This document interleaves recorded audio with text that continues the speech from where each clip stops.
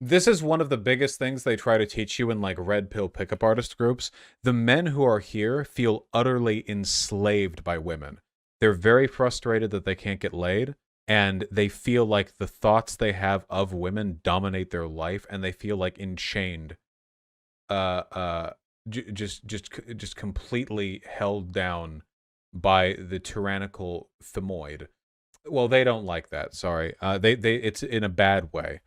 So they want to be freed from those feelings, and what these guys do, the pickup artist guys or whatever, is essentially it's the bitches ain't shit ideology, but rather than it being kind of like a flippant little catch-all saying, they like really try to drill it into you.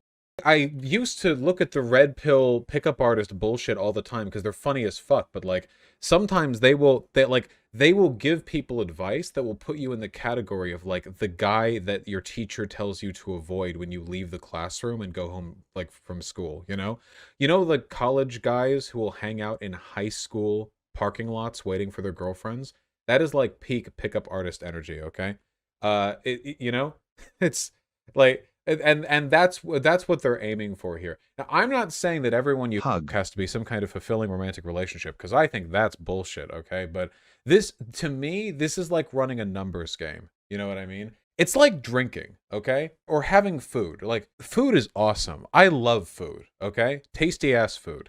If you have like a big meal and it's really tasty, that's great, okay? But imagine a person who you like, like you're like, yeah, let's go get some food, and you get a nice meal, okay? And what they do is they order like 20 baskets of fries, and they just start eating the fries, eating the fries. You've had your meal, but they're still eating the fries. You turn to them like 20 minutes after you've finished eating, and you're like, eating the fries. How's that going? And they're like, good. I'm up to 312. And you're like, really? Are you enjoying them? And he looks at you and he says, well, I like how high the number is. I guess there's something vaguely admirable about that, but then you have to add in the whole like treating other people like objects shit. And yeah, I don't know. This is if I was a woman, okay, I would never not have weapons on me. I would never not have taser guns on me. Not just the little tasers or whatever. I would have EMP charges on me, okay? Knives, pepper spray. I would be so threatening as an individual that if I slipped and fell on the ground, 16 like things would detonate and my body would just explode in a giant blood red cough of, you know, acidic vapors, pepper spray, and flammable gases. I would not walk outside without all of those things. Can I recite you a poem? Sure. Yeah. All right. Beneath the shadows in your eyes, that... Hold on one sec. Oh wait, hold on. I just had a fucking memory flashback, dude. Holy shit.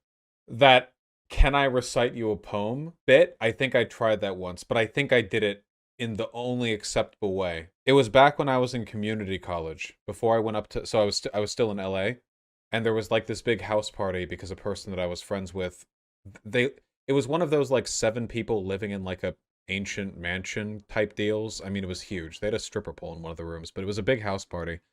And there were a couple of people there that I was on flirty terms with. And I was, yes, Vermin, but it was a long party. That was later on in the night. And earlier on, there was a person, I knew her, I'd talked to her before, but I think I did the like, can I recite you a poem? Like really seriously. Well, she was kind of like away from her group, you know? And she was like, oh, sure. And I looked at her and I was like, I think you're really cute. I think you're really cute.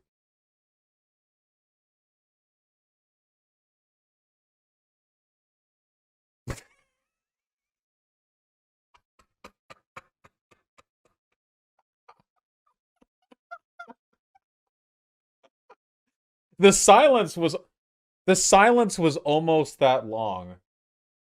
The silence was almost that long. Did you guys do the makeout? No, we didn't do the makeout. The question is, did it work? It led to absolutely nothing. However, I don't think I made a fool of myself. In my opinion. Did she ever speak to you again? Yeah, we like knew each other. It was just later I hooked up with some people, but she wasn't part of them. No, no, no. Okay. You are free to use that one on me. Okay? You're free to use that one if you want to. Poetry doesn't even have to rhyme. And who says the lines have to be different lines? Okay? You can use that one on me. No, Vermin, that's bad. You can't actually try. This is my chance to take my shot. I think you're really hot. No, if you actually try, then there's a risk of failure. Ironic self-detachment is the easiest way. It's no risk, high reward, you know? You can bear your heart on your sleeve if you want to, okay? But the more insincere you are, the safer you are. Hey, Shu. You're insulting the noble art of poetry. Nobody insults the noble art of poetry more often than poets. Have you seen what they get away with?